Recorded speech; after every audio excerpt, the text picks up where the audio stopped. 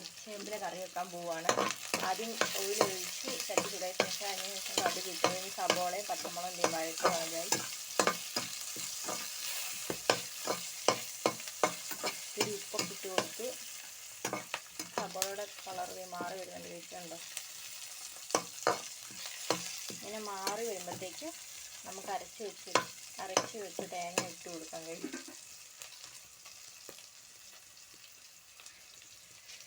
അതിൻ്റെ പച്ചക്കുത്ത് മാറാൻ വേണ്ടിയാണ് നമ്മളിങ്ങനെ നേരിട്ട് ഇതിലേക്ക് ഇടുന്നത്.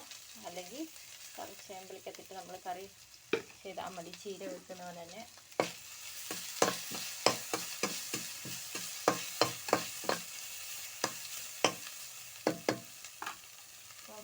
കുറച്ച് തേങ്ങകളുണ്ട്, ഞാൻ ഇത്തിരി വെള്ളം ഒഴിച്ച് വെച്ചേക്കാണ്.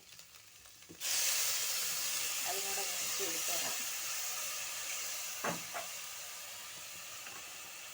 തേങ്ങയുടെ പച്ചക്കുത്ത് മാറിക്കഴിയുമ്പോഴത്തേക്ക് നമുക്ക് അരിഞ്ഞ് വെച്ചേക്കാൻ കറിവേപ്പില ഇട്ട് കൊടുക്കാവുന്നതാണ് ഗൈസ്.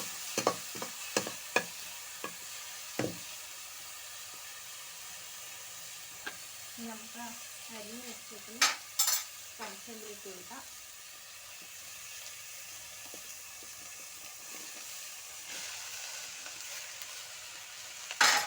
ഇനി ഒന്ന് ഇളക്കി കൊടുക്കാം. നമുക്ക്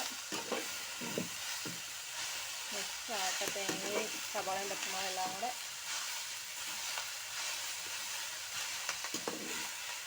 ഇങ്ങനെ 10-15 മിനിറ്റ് മൂടി വെക്കുമ്പോഴത്തേക്കും നമ്മുടെ കറി